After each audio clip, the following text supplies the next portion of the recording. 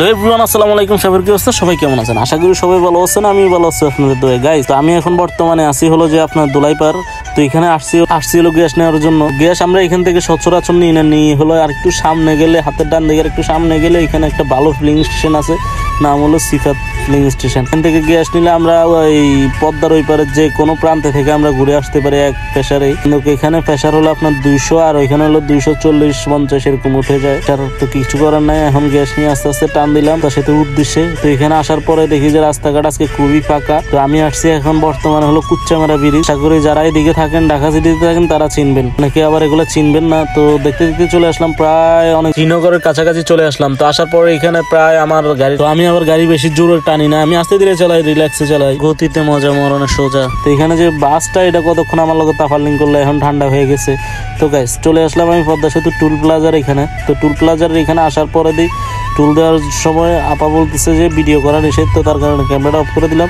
তো পদ্মা সেতু টুল প্লাজার এখানে আসলে একটা ইন্টারেস্টিং বিষয় হলো যে এখানে অনেকগুলো আপনার ইলিশের সিরিয়াল ধরে রাখছে, মানে এটা হলো একটা জিনিসের একটা ঐতিহ্য আর এটা দিয়ে রাখছে। তো আমি আস্তে আস্তে যাইতেছি পদ্মা সেতুর উপরে। এটা আমার টাকায় আমার সেতু, স্বপ্নের আমার পদ্মা সেতু। আপনার বাংলাদেশের যত জনগণ আছে সবার সেতু এটা। এই পদ্মা সেতু দেওয়ার কারণে দক্ষিণাঞ্চলের মানুষের যাতায়াতের যে একটা সুব্যবস্থা হয়েছে। তো এই দক্ষিণাঞ্চলের মানুষের জন্য যে এই ব্রিজটা হওয়ার কারণে কতটা ভালো হয়েছে এটা একমাত্র তারাই বুঝতে পারে। কারণ আগে কোনো এক সময় আপনার ফেরি যাতায়াত ছিল, বাংলাদেশে প্রচুর পরিমাণে ফেরি যাতায়াত ছিল। যে ডিস্ট্রিক্টে যাবেন ওই ডিস্ট্রিক্টে একটা না একটা ফেরি আছে। এখন বর্তমান 2024 সালে আমি মনে করি যে শুধু আর ইসে ফাটুরিয়া আর হাতে গোনা 2-1টা ফেরিঘাট ছাড়া, ফেরি ছাড়া আর কোনো জায়গায় ফেরি নেই। আমি এটা ছাড়া যদি বলতে পারবো। এই যে দেখতে দেখতে চলে আসলাম বাংলার থেকে প্রায় 5 কিলোমিটার 10 কিলোমিটার আগে। এখানে আসার পরে দেখি যে সুন্দর একটা মসজিদ। আশা করি এই অঞ্চলে যারা যাতায়াত করেন তারা এই মসজিদটা চিনে থাকবে। চলে আসলাম আমি ভাঙ্গাতে। প্রচুর পরিমাণে খিদে লাগছে। দিনের বাজে হলো প্রায় 3টা 3:30। এখনো খাই নাই, সকালবেলাও খাই নাই। তো তার কারণে একটা মায়ের দোয়া বিরিয়ানি হাউসে খারাইলাম। তো খারানির পরে এখানে দেখি যে কিছু আইটেম রাখা আছে। আইটেমের মধ্যে হলো যে আমি এই যে এটা হলো যে আপনার টাকি মাছ, ওটা হলো রুই মাছ, আর এই দিক দিয়ে মনে হয় এটা যত সম্ভব ছোট কি মাছ জানি না, নাম জানি না।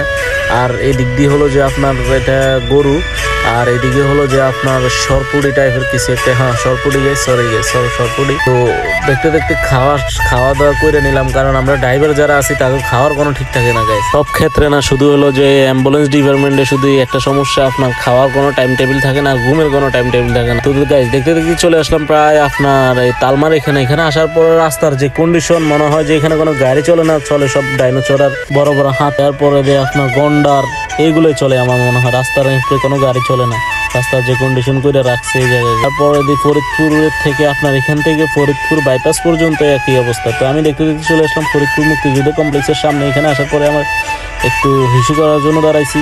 তো আমি দাঁড়ানোর পরে দেখি যে পাহাড়ির লোকরাও নামছে। তো নামার পরে একটু হিসু করে আবার দিলাম গাড়ির টান। তো এই দিক দিয়ে মোটামুটি রাস্তাটা খুবই ভালো। আপনার ফরিদপুর বাইপাস থেকে আপনার গোয়ালন্দর মোড় পর্যন্ত এখানে মোটামুটি ভালো। এই অঞ্চলে আবার গোয়ালন্দর মোড় থেকে আপনার এই যে কুষ্টিয়া, মাগুরা, এরপরে দিয়ে আপনার এই যে রাজবাড়ি, পাংশা, সব রাস্তায় মোটামুটি ভালো দিকে যাওয়া যায় অনেক। তো গাইস, দেখতে দেখতে প্রায় চলে আসলাম পাহাড়ির বাসার সামনে। আস্তে আস্তে প্রায় রাত হয়ে গেছে আমার। এখানে আসার পরে সবচেয়ে প্যারা হলো যে রাস্তাটা আমার যে পিন দিছে প্রায় 3 কিলোমিটার রাস্তা, পুরোটাই এরকম। আর রুগীটা হলো যে আপনার হাড় ভাঙ্গা রুগী, মানে মাজার যে হাড় ওই ভাঙ্গা, মানে ওইটা ভাঙ্গা গেছে মোটরসাইকেল অ্যাক্সিডেন্ট করে। তো এই রুগী এই রাস্তা দিয়ে আনাটা খুবই মানে একটা মানে কি কুমার অনেক কষ্ট হয়েছে আমার আনতে। আনার পরে তারা আমার সম্মানটা দিয়েছে। মোটামুটি চলে আসলাম ফরিদপুর মেডিকেলে। আসার পরে রাতটা কাটাই দিলাম। কাটানোর পরে সকালবেলা উঠে একটু ফরিদপুর মেডিকেলের ভিউটা নিতেছি। মোটামুটি রুগীর চাপ ভালোই আছে। আজকের মতো এখানে এসে সবাই বেশি বেশি করে সাবস্ক্রাইব করুন। আসসালামু আলাইকুম।